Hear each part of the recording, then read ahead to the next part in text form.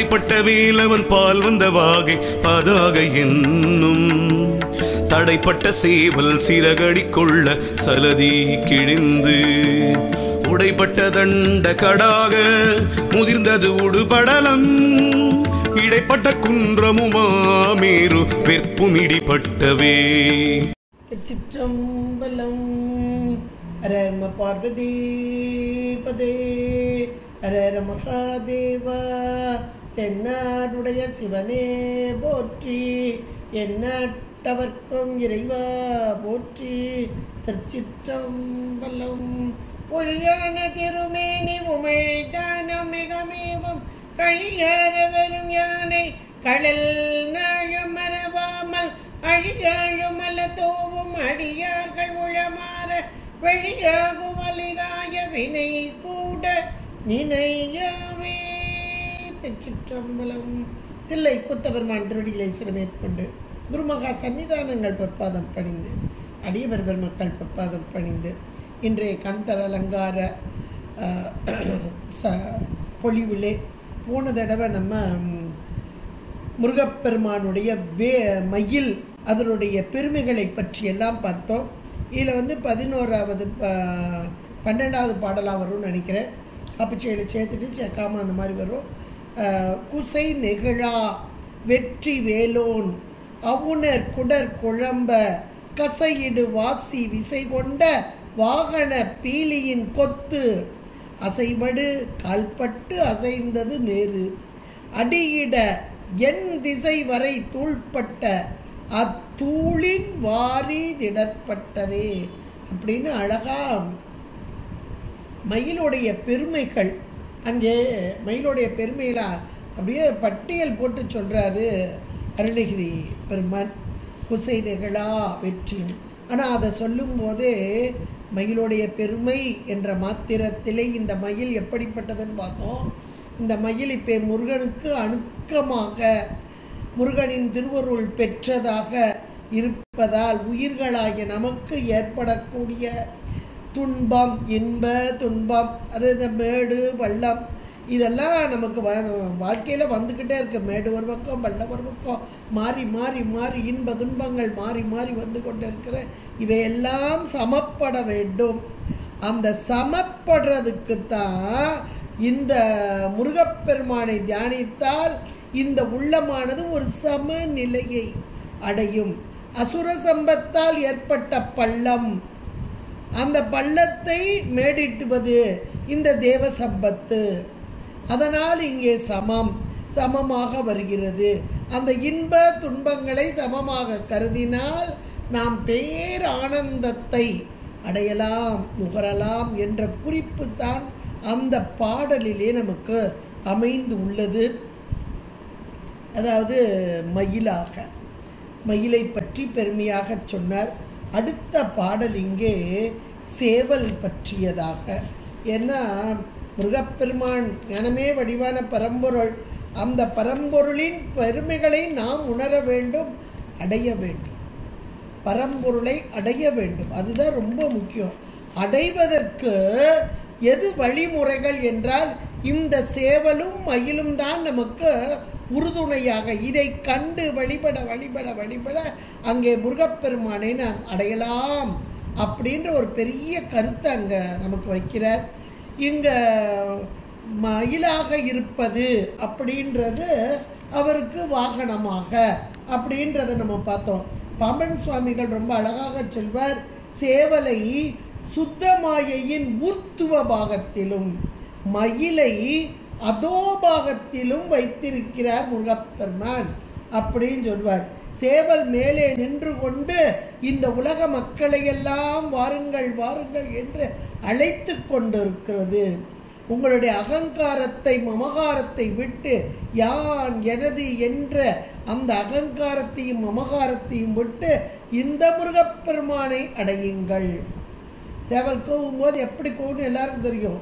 கொக்கரக்கோ என்று கூவும். கொக்கு அற கோ. கொக்கு என்ற சொல்லுக்கு பறவை என்று பொருள் கொக்கு. இன்னொன்று கொக்கு என்ற சொல்லுக்கு மாமரம் என்று ஒரு பொருள். கொக்கு என்ற சொல்லுக்கு இருள் என்று ஒரு பொருள். தமிழில் ஒரு சொல்லுக்கு பல வகையான பொருள் உண்டு. இங்கே அசுரன் மாமரமாக நின்றான், அவனை இருகூறாக்கினார் முருகப்பெருமான். இது நமக்கு புராண வரலாறாக வருகிறது. அந்த இருகூறிலே ஒரு கூறு தான் இங்கே சேவலாக, ஒரு கூறு மயிலாக, பறவை சம்பந்தம் உடையவனாக, விசாகனாக. இப்போ வைகாசி விசாக வரப்போது. விசாகன் என்றால் பறவைகளோடு சம்பந்தப்பட்டவன்.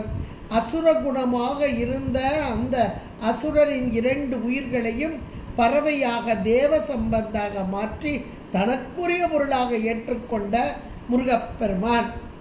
கொக்காக இருந்த மாமரமாக இருந்த அந்த அசுரன். அடுத்து இந்த சேவல் கூவுகிறது.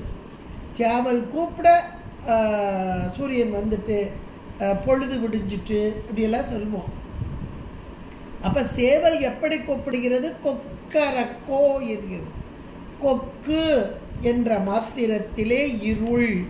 இந்த இருள் நீங்குகிறது, இதோ நீங்க போகிறது. இருள் நீங்கிய மாத்திரத்தில் அங்கே சூரிய ஒளி. சூரிய ஒளி வந்து இருள் நீங்குதா, இருள் நீங்கி சூரிய ஒளி வருதா? 2 அட் அ டைம், ஒரே நேரத்தில் நடக்கும்.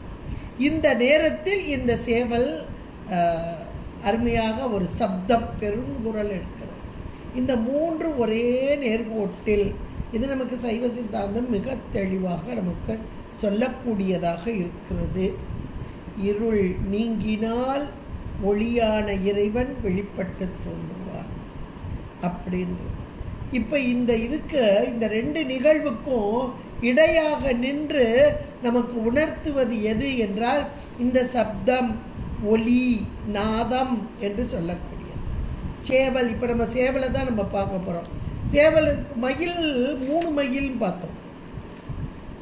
3 மயில் இருந்த மந்திர மயில், சுந்தர மயில், இந்திர மயில் அப்படின்னு பார்த்தோம். சேவலும் இங்கே 2 வகையாக சொல்லப்படுகிறது. சேவலில் ஒரு சேவல்னு சொன்னாலே நமக்கு சைவ சித்தாந்தப்படி நாத தத்துவம் என்று சொல்லக்கூடியது. நாத தத்துவங்களில் 36 தத்துவங்கள் அமைந்துள்ளது. அதில் கீழாக இருக்கக்கூடியது பூதங்கள், 5 பூதங்கள். அந்த பூதங்கள்லையும் கடைசியாக இருக்கக்கூடியது நிலம் என்று சொல்லக்கூடியது 36வது தத்துவம். முதல் தத்துவமாக சுத்தமாயில் இருப்பது நாதம் என்று சொல்லக்கூடியது. இந்த நாதம்தான் எல்லாவற்றிற்கும் காரணமானது. இந்த பிரபஞ்ச இயக்கத்திற்கு காரணமே சுத்தமாயின் தத்துவத்தில் உள்ள நாத தத்துவம் என்று மிக தெளிவாக இன்றைக்கு நாம சைவ சித்தாந்திகளுக்கு என்றைக்கோ சொல்லி வச்சுட்டு போயிட்டாங்க. இன்றைக்கு அதை நிரூபிச்சுக்கிட்டு இருக்கிறாங்க. மேலான பரம்பொருளான சிவம் உயிர்களுக்கு உதவ வருவதற்காக இறங்கி வருவதிலே முதல் தத்துவமாக நாதம்.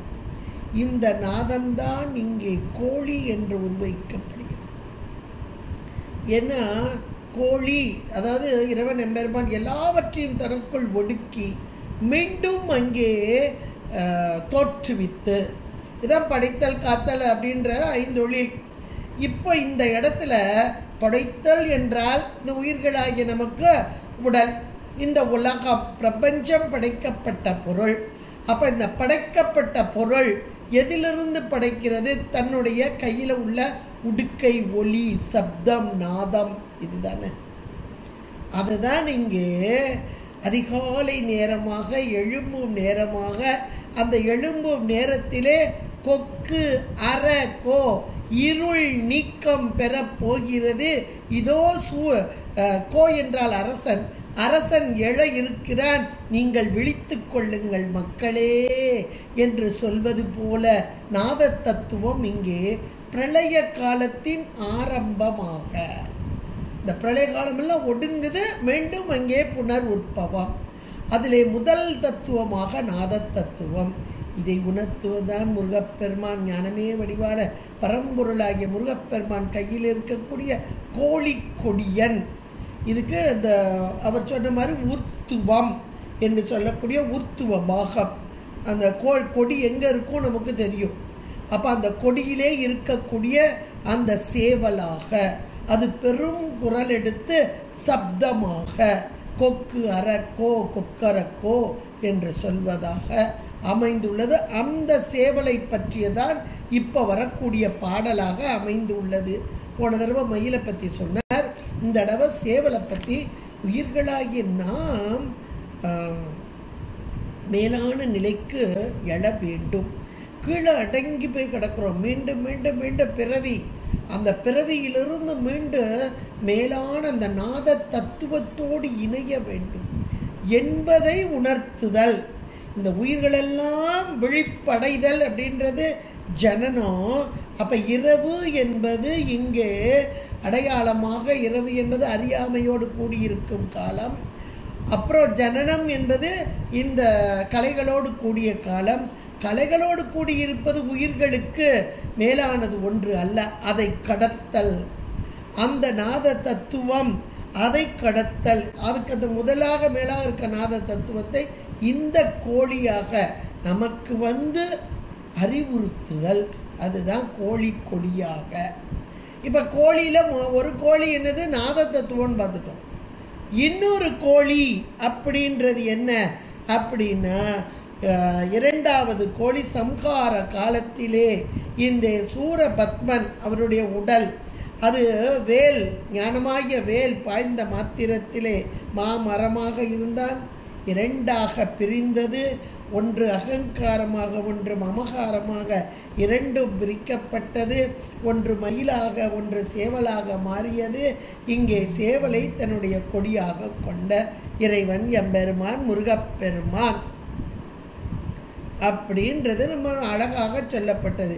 அப்போ ஒன்று நாத தத்துவமாக, ஒன்று அசுரனே இங்கே கொடியாக சேவலாக இந்த கொடியிலே இடம்பெற்றதாக இங்கே அருமையாக சொல்லப்படுகிறது. என்றால் அந்த சேவலை பாடுதல் என அலங்காரம் பண்ண வர்றார் அருணகிரி பெருமான். அழகாக அலங்காரம் பண்ணுகிறார். எதை? யாருக்கு? முருகப்பெருமானுக்கு. அதாவது முருகப்பெருமானை சொல்ல வேண்டும் என்றால் அந்த முருகப்பெருமானை சார்ந்த பொருள்களையும் சொல்ல வேண்டும். சொல்லும்போது தான் கொஞ்சம் அந்த பொருளுக்கே இன்னும் கொஞ்சம் அழகு மெருகு கூடும். இது கவிஞர்களுடைய இயல்பு. எப்பவுமே பாடுறாங்கன்னா அவங்கள சார்ந்த பொருளை எல்லாம் பாடுவாங்க. அதை போல இங்கே முதல் பாட்டிலேயே சொன்னார், பெற்றை தவந்தற்றும் இல்லாத என்னை பிரபஞ்ச என்னும் சேற்றை கழிய வெளிவிட்டவா அப்படின்னு சொல்லிட்டு அப்பாவோட தலையில் இருக்கிற 5 பொருளையும் சொன்னார். அப்பாவோட பெருமை எப்போ தெரியும்னா அவர் தலையில் இருக்கிற பொருள்னால தான் தெரியும். இந்த பொருளை இப்படிப்பட்ட ஞானமான வடிவான ஞானமே வடிவான ஜடாமுடியில் கொண்ட இறைவன் அப்படின்றத நமக்கு சொன்னார். அதுபோல இங்கே முருகப்பெருமான் தனக்குரிய அணுக்க பொருளாக வைத்திருப்பது எது? வேலும் மயிலும் துணை அப்படிங்கிறோம். அது மாதிரி சேவலும் மயிலுமாக இந்த ரெண்டுமே அசுர சம்பத்து. அசுர சம்பத்து கொண்ட ஒரு பொருளை இங்கே தனக்குரிய சுரசம்பத்தாக மாற்றிய பெருமை கருணையே வடிவான இந்த முருகப்பெருமானுக்கே. அப்படிப்பட்ட முருகப்பெருமான் என்று நமக்கு அழகாக எடுத்துரைக்கிறார்.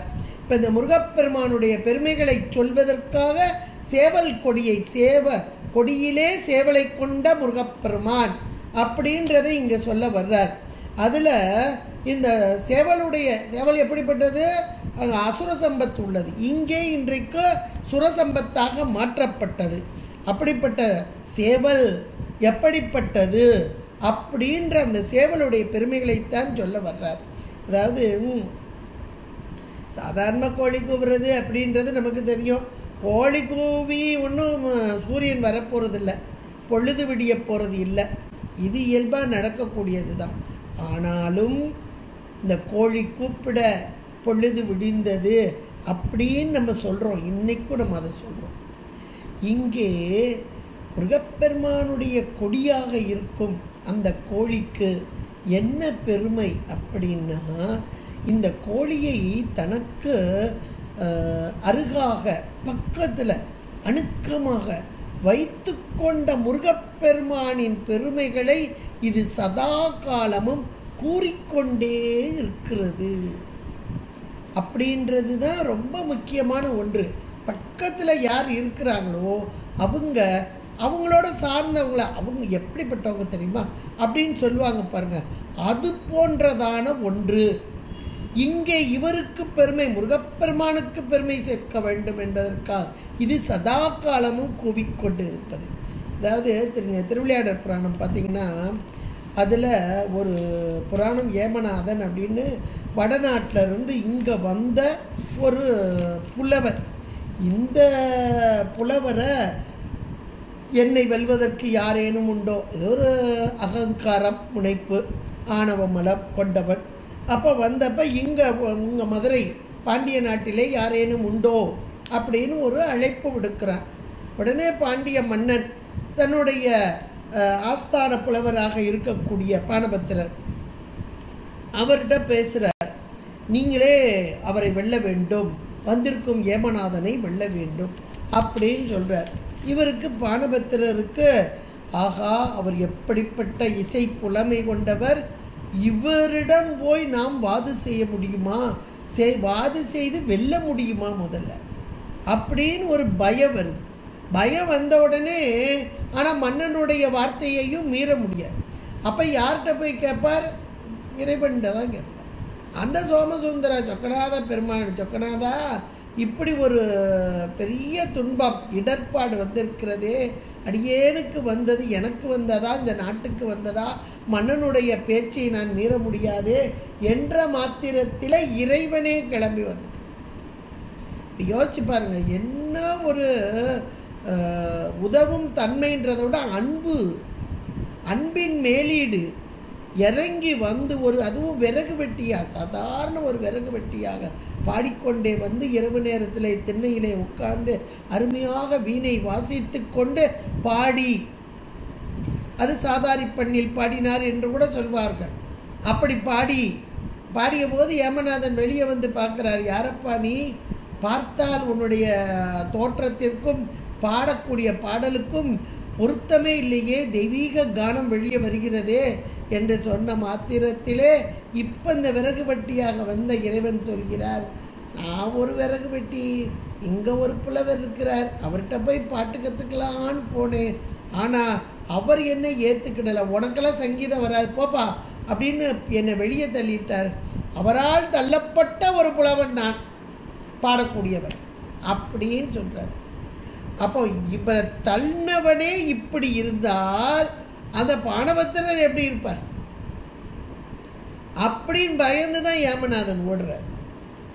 அதே போல இங்க பக்கத்தில் இருக்கிற பொருள் இவ்வளவு வலிமை வாய்ந்தது என்றால் கொடி. அதுலேயும் கொடி அப்படின்னு சொன்னால் எந்த ஒரு மன்னனுக்கும் ஒரு கொடி உண்டு, எல்லா மன்னனுக்கும். நம்மளையும் இறைவன் எம்பெருமான் ரிஷப வாகனராக, ரிஷப கொடி உடையவனாக, அந்த ரிஷபத்தை சொல்லும்போது பயங்கர தோற்றமும் போர் செய்வதற்குரிய வெள்ளேறு அப்படின்னு சொல்லுவாங்க. அப்படி சிவந்த கண்களை உடைய வெள்ளேறு அப்படிம்பாங்க. அவ்வளோ ஒரு கோபம் கொண்ட வெள்ளேரில் வரும் இறைவன் அப்படிம்பாங்க. அந்த கொடியை பார்த்தாலே எதிரிகள் எல்லாம் பயந்து ஓடக்கூடியவர்கள் அப்படின்னு சொல்வார். கொடியும் இங்கே வாகனமும் ஒன்றாக இருக்கும். அதே மாதிரி கருடக்கொடியோன் காண மாட்டா அப்படின்னு வரும். அப்போ கருடனையை வாகனமாக, கருடனையை கொடியாக கொண்ட அந்த பெருமாள் அப்படிம்பாங்க. இப்போ இது ஆனால் முருகப்பெருமானுக்கோ மயில் வாகனமாகவும் கோழி கொடியாகவும் இருக்கிறது. இந்த கொடியை பார்த்த மாத்திரத்தில் எதிரிகளெல்லாம் பயந்து ஓடி விடுவார்களாம். இங்கே ஏமநாதன் ஓடிட்டான் பாருங்க, சண்டைக்கே வரல. எப்போ பக்கத்தில் இருக்காலே, இந்த புலவரால் தள்ளிவிடப்பட்ட ஆளே இப்படி இருந்தா அப்போ அந்த புலவன் எப்படி இருப்பான் அப்படின்னு பயந்து ஓடிட்டார் பாருங்க. அதுபோல இங்க கொடியோடைய பெருமை, இந்த கொடியில் இருக்கிற அந்த சேவல் எப்படிப்பட்டது அப்படின்னு சொல்ல வர்றார் இங்க அருணகிரி பெருமான். இந்த சேவல் கொடி இவ்வளவு வலிமை வாய்ந்தது அப்படின்னு சொல்லும் போதே இதை உடைய வேலவன் எப்படிப்பட்டவன் அப்படின்னு நமக்கு இதை சொல்லி அதை உணர்த்துதல் அப்படின்ற ஒரு உத்தி கொண்டு வர்றார். இதையே அலங்காரமாக்கு, முருகப்பெருமானுக்கு அலங்காரம் பண்ணணும் பாருங்க. அந்த அலங்காரத்தை இப்படி கொள்கிறார். இன்னொரு இடத்துல கூட சொல்லுவார், சேவலங்கொடியோன் காப்ப எழ வைகள் எய்தின்றால் உலகே அப்படின்றத இந்த சேவல் கொடியை பற்றி ஒரு பழம் பாடல் ஒன்று இங்கே சொல்லக்கூடியதாக இருக்கிறது. நிறைய இடங்களில் சேவலை பற்றி, சேவல் கொடி, அதில் சேவலை பற்றி, இன்னொரு இடத்துல சேவல் விருத்தமை இவர் பாடிக்கிறார், சேவல் வகுப்பு பாடியிருக்கிறார். அதிலெல்லாம் இந்த சேவலுடைய பெருமைகளை எல்லாம் பட்டியல் போட்டுட்டு வர்றார். இங்கே இந்த பாடலில் ரொம்ப அழகாக எடுத்து சொல்கிறார் பாருங்க. இந்த படைப்பட்ட வேலவன் முதல்ல சொல்கிறார், முருகப்பெருமானை சொல்லும்போதே வேலாயுதன், வெற்றிவேல் முருகன். ஏன்னா வேல் என்பது ஞானமே வடிவான ஒரு சிம்பல், குறியீடு. அந்த வேலை தன்னுடைய கரத்திலே கொண்ட இந்த முருகப்பெருமான். அதனால் வேலவன், வேலாயுதன், வெற்றிவேல் முருகன் என்றெல்லாம் நாம் சொல்லக்கூடியவன். இங்கே படைப்பட்ட வேலவன் என்கிறார். படை, அந்த படை என்பது படையாக அமைந்த வேல். படைப்பட்ட வேலவன், படையாக அமைந்த அந்த வேல். அப்போ இந்த வேல் படை என்பது ஞானமே வடிவான். வேல் என்றாலே வெல்லுதல், வெற்றி. எப்போ ஒரு மனிதனுக்கு வெற்றி கிடைக்கும், எப்போ ஞானம் உண்டோ அன்றைக்கு வெற்றி. இதை உணர்த்துவது தான் வேலாயுதம், கையில் வேல் கொண்ட முருகப்பெருமான். இந்த முருகப்பெருமானின் சார்பு எப்பொழுது ஒரு ஆன்மாவுக்கு கிடைக்கிறதோ அப்பொழுதெல்லாம் வெற்றி. இது நமக்கு சிம்பாலிக்கலாக, குறியீடாக உணர்த்துதல்.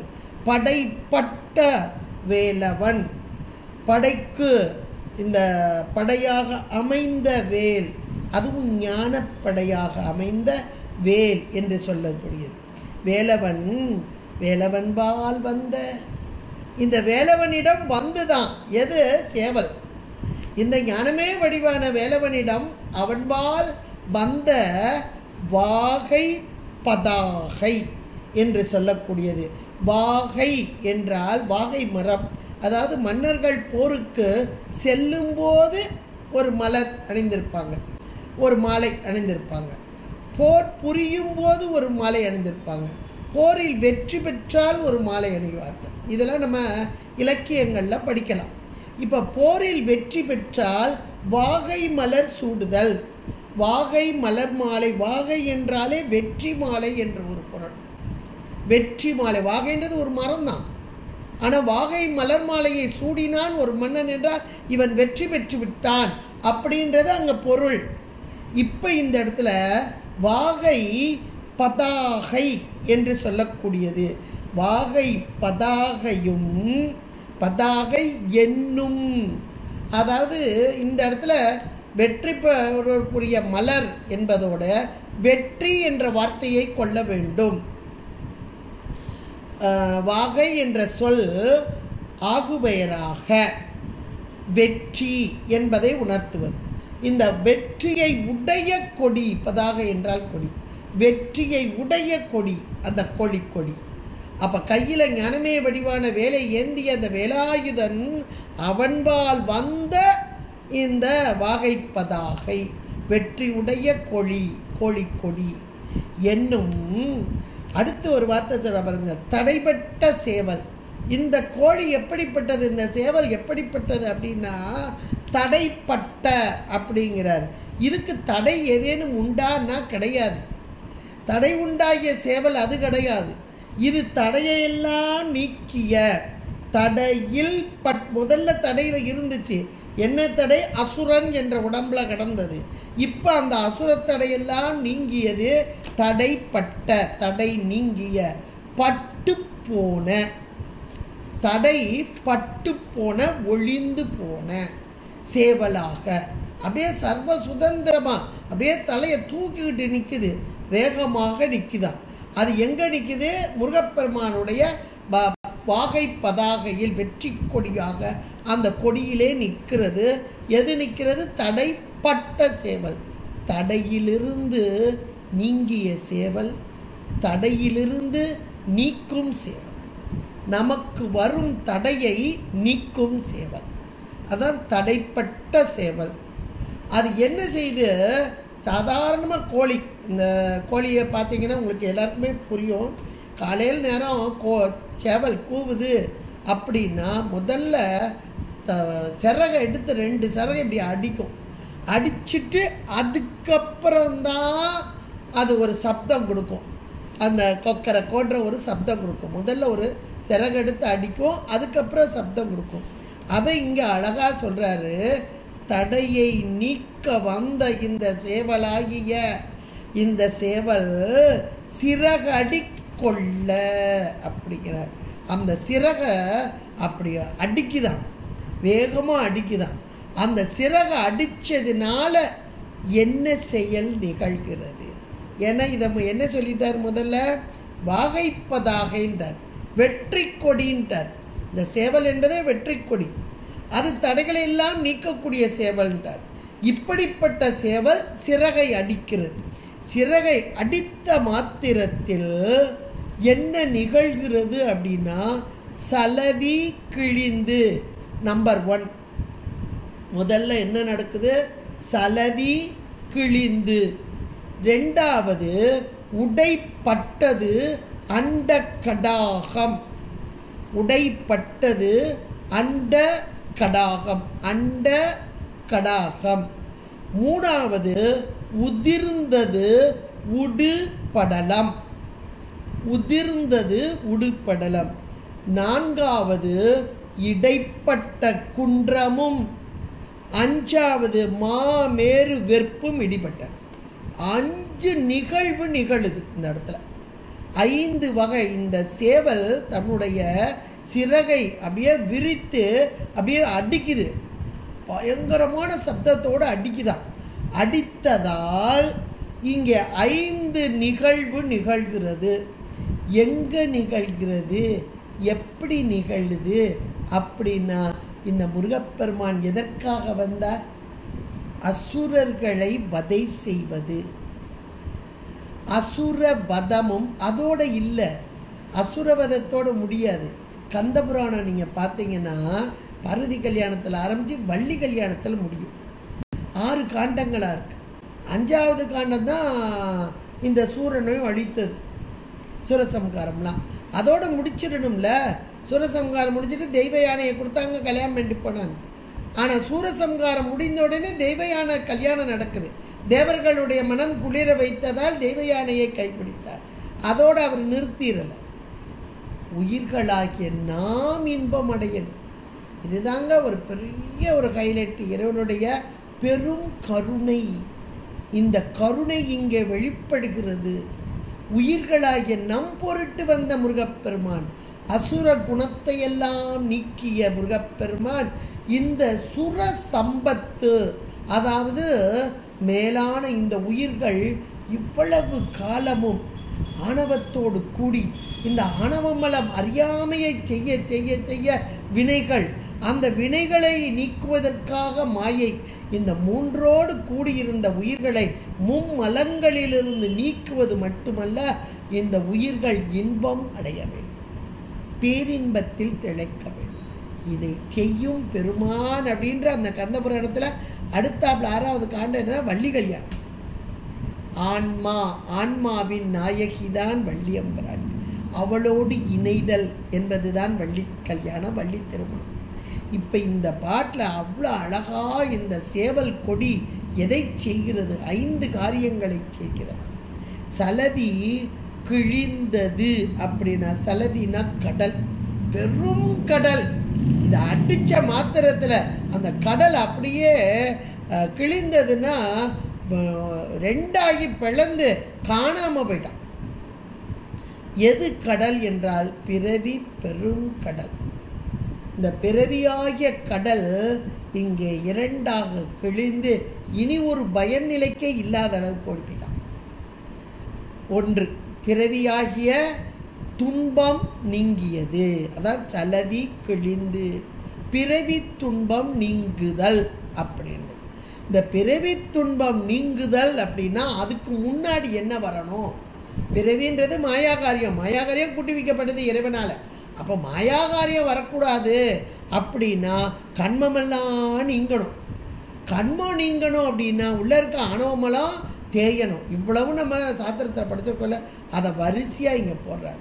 அப்போ பிறவியாகிய அந்த கடல் நீக்கம் பெற உடைப்பட்டது அண்டகடாகம். அண்டம் அப்படின்னா முட்டைன்னு ஒரு பொருள். அண்டம் என்றால் அண்ட சராசரங்கள். இந்த அண்ட சராசரங்களெல்லாம் நீங்கியதான். உடைப்பட்டதுன்னா நீங்கியது. எப்படி ஒரு பிறவியாகிய கடல் நீங்கியதோ இங்கே அண்ட சராசரங்கள் நீங்கியது. அண்ட சராசரம் எப்படிங்க நீங்கும் அப்படின்னா, உயிர்களாகிய நமக்கு முதலில் இந்த மாயா காரியங்கள் கூட்டுவித்த மாத்திரத்திலே உலக அனுபவம். ஆகா, இது நல்லா இருக்கு, இது நல்லா இருக்கு, இது நல்லாவே இல்லை, இது நல்லா இருக்கு, மாறி மாறி மாறி மாறி இந்த உலகத்தையே அனுபவித்து கொண்டிருக்கிறோம் பாருங்கள். ஆனால் இறைவனுடைய திருநோக்கு கண்ணோக்கு பெற்ற மாத்திரத்திலே, இதுதான் திருவருள் கூடுதல். அந்த திருவருள் கூடிய மாத்திரத்திலே உலகத்து இன்ப துன்பங்கள் எல்லாம் நீக்க பெற்று, அப்போ அந்த அண்ட சராசரங்கள் எப்படி தெரியும்? எல்லாம் இறைவன் திருவருளாகவே தெரியும். இப்போ நம்ம சாதாரண இன்னைக்கு இருக்க நிலையில் இது என்னுடைய உறவு, இது நல்லா இருக்கு, இது நல்லா இல்லைன்னு தெரியும். ஆனால் இறைவன் திருவருள் கண்ணோக்கு, அதுதான் இந்த சேவல் அங்கே சிறகடித்தல். அப்போ அந்த சிறகடித்த மாத்திரத்தில் அண்ட சராசரங்களும் உடைப்பட்டது. அதாவது பரத்தை மறைத்தது பார்முதல் பூதம், பரத்தில் மறைந்தது பார்முதல் பூதம். அவ்வளோதான். சாதாரணமாக பார்க்கும்போது நாயை கண்டால் கல்லை காணும், கல்லை கண்டால் நாயை காணுன்றோம் இல்லையா? ஒரு சிற்பி அழகான ஒரு கல்லினால் ஆகிய நாய், ஒரு கல் சிற்பம் தான், அழகாக நாயாக செதுக்கியிருக்கிறார். ஒருத்தன் பார்த்துட்டு இதில் கல் இல்லை, அப்படியே தத்துவ உயிரோட்டமாகிய நாய் தெரிகிறது அப்படின்னு பார்த்தாங்க. ஒரு சிலர் அதை கல்லாகவே பார்த்தாங்க. இவ்வளவுதான். பிரபஞ்சத்தை இன்றைக்கு நாம் ஆணவமலத்தோடு கூடி இருக்கும்போது இது அழகு, இது அழகு இல்லை, இது இன்பம், இது துன்பம் என்று மாறி மாறி கண்டு கொண்டிருக்கிறோம். ஆனால் இது படைக்கப்பட்ட பொருள், இறைவனால் படைக்கப்பட்ட பொருள். இறைவனால் இங்கே இது இயக்கப்படும் பொருள். இதை இயக்கலைன்னா, இறைவன் இயக்கலைன்னா இது இயங்காது, நாமும் அதை அனுபவிக்க முடியாது. இந்த உணர்வு நமக்கு வந்த மாத்திரத்திலே அதில் இறைவன் ஞானசம்பந்த பெருமானை பாருங்க, ஒவ்வொரு தளத்துக்கும் போகும்போது இயற்கையை அப்படியே ரசிக்கிறார், அனுபவிக்கிறார். அவருடைய அனுபவம் எப்படி இருக்குன்னா, நம்முடைய அனுபவம் ஆகா இது ரொம்ப அழகு, இது நமக்கு இன்பம் தருது அப்படின்னு பார்க்குறோம் நம்முடைய பொறிப்புலன்களை வைத்து. ஆனால் அவரோ திருவருள் மயமாக அத்தனையிலும் இருக்கக்கூடிய இறைவனுடைய திருவருளை கண்டார். இதுதான் அருளாளர்களுக்கும் நமக்குள்ள வித்தியாசம். இதைத்தான் இங்க அழகா சொல்றார். உடைப்பட்டது அண்ட கடாகம் என்றால் இந்த உலகத்து, இந்த பிரபஞ்சம், அண்டம்னா பிரபஞ்சம், பிரபஞ்சத்தில் வரக்கூடிய இன்ப துன்ப எந்த ஒரு அனுபவமும் இல்லாமல் திருவருள் மயமாகும் தன்மை பெறக்கூடியது. அடுத்து மூணாவது உதிர்ந்தது உடுபடலம். சரி, இந்த பிரபஞ்சம் இதில் இருவினை ஒப்பு வந்துட்டு இது எல்லாமே திருவருள் மயமாக பார்த்தோம். அப்படியெல்லாம் பார்த்தா ஒரு நிலை, அதாவது ஒரு மேலான நிலை. வையத்துள் வாழ்வாங்கு வாழ்பவன் வானுரையும் தெய்வத்துள் வைக்கப்படும் வள்ளுவநாயனார் சொல்லியிருக்கிறார். அப்போ இந்த ஆன்மா ஒரு படி மேலே போயிட்டு மேலே போனதுனால இதுக்கு என்ன கிடைக்கும் அப்படின்னா, வானுலகத்தில் தேவர்களாக நட்சத்திர கூட்டங்களாக, நீ எத்தனை பேர் நட்சத்திர கூட்டங்களாக இருக்காங்க. நம்ம அருந்ததி அம்மி மிதித்து அருந்ததி பார்த்தல். அப்போ அருந்ததி என்பதெல்லாம் இங்கே வாழ்வாங்கு வாழ்ந்தவர்கள், அங்கே நட்சத்திர கூட்டங்களாக வாழ்பவர்கள் அப்படின்றது. தேவலோகத்து பெண்கள், தேவலோகம் அப்படின்லாம் இருக்கு இல்லையா? அப்போ தேவலோகம்.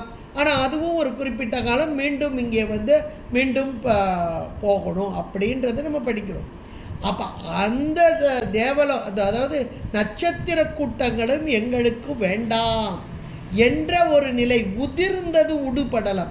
உடு என்றால் நட்சத்திரம், படலம் என்றால் நட்சத்திர கூட்டங்கள். அப்போ இந்த தேவலோகம் அல்லது நட்சத்திர கூட்டங்கள் இதுவும் உதிர்ந்தது. ஏன்னா இதுவும் ஒரு வகையான இன்பமே, தேவலோகத்து இன்பமே. அது ஒரு குறிப்பிட்ட காலம் நாம் செய்யக்கூடிய அந்த நன்மைகள், இங்கே நல்வினை பயன். அதற்கேற்றாற் போல. அப்போ அதுவும் நம்மை விட்டு போக வேண்டும் அப்படின்னு தான் அருணகிரி பெருமான் அழகாக பட்டியல் போடுறார். உதிர்ந்தது உடுபடலம் மூணாவது நிலை. அடுத்து 4வது நிலையாக சொல்கிறார். ஏன்னா இதெல்லாம் வரிசையாக இப்படி இருந்து போகணும், அப்படி இருந்து கொண்டு வர்றார். இது வந்தது பிறவியாகிய கடல் நீங்கியதுன்னா அதுக்கு முதல் காரணமாக இருப்பது இந்த இருவினை எல்லாவற்றிலும் சமமாக திருவருளாக நோக்குதல். அப்படி திருவருளாக நோக்கிய மாத்திரத்தில் மேலான ஒரு நிலை தேவலோகத்தினிலே, அதுவும் என்னை விட்டு அந்த இன்பமும் இது வேண்டாம். வேண்டேன் புகழ், வேண்டேன் செல்வம், வேண்டேன் விண்ணும் மண்ணும், விண்ணும் வேண்டாங்கிறார் இல்லையா? அப்போ அந்த இதுவும் வேண்டாம் அப்படின்றது. அப்போ அந்த உதிர்ந்தது உடுப்படலம். அப்போ இதுக்கெல்லாம் காரணமாக இருக்கக்கூடிய மேலான ஒன்று என்னன்னா இடைப்பட்ட குன்றம். இடைப்பட்ட குன்றமும் மாமேரு வெற்பு. இதுதான் 2 தான். இந்த 2ம் என்ன என்றால் அகையிருளும் புறையிருளும். அகையிருள், புறையிருள் ஒன்று, அகையிருள். ஏன்னா இந்த கோழி எதை நீக்க வருதுன்னா இருளை நீக்க வருது. சாதாரணமான கோழி புறையிருளை நீக்க வருகிறது. ஆனால் இந்த முருகப்பெருமானுடைய கொடியில் இருக்கும் கோழியோ அகையிருளை நீக்க வருகிறது. எப்படி நீக்க வருகிறது? தன்னுடைய சப்தத்தால் நீக்க வருகிறது, நாதத்தால் நீக்க வருகிறது. எந்த நாதம் என்ற மாத்திரத்தில் கொக்கு அற கோ என்ற நாதத்தால் நீக்க வருகிறது. இதோ சூரியன், ஞானச்சூரியன், இதோ எழுந்து கொண்டான், இதோ விழித்துக்கொள் என்று நம்மை விழிப்படைய வைக்கிறது. என்றால் உள்ளே இருக்கும் அக இருள் என்ன அப்படின்றதை இந்த இடத்துல சொல்றார். உள்ளே இருக்கும் அக இருள் நான், எனது. இது அகங்காரமும் மமகாரமும். இந்த இடைப்பட்ட குன்றம் என்பது மமகாரம். சின்ன சின்ன குன்றா நிறைய இருக்கு. நடுவில் ஒரு பெரிய மலை இருக்குது. ஒரு மலை, அதை சுற்றி நிறைய குன்று. அப்போ நடுவில் இருக்கிற மலை என்பது அகங்கார முனைப்பு. அது நான் என்ற சொல்.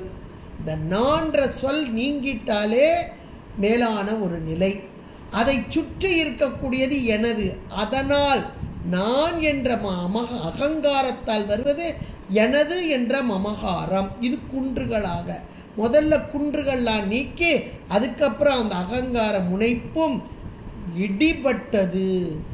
இந்த சேவல் அது தன்னுடைய இறக்கையை விரித்து வேகமாக சிறகடித்த மாத்திரத்திலே இடைப்பட்ட குன்றமும் மாமேரு வெற்பும். வெற்பு என்றால் மலை. இந்த மலையை தகர்க்க முடியுமா அப்படின்னா நம்மால முடியாது. இது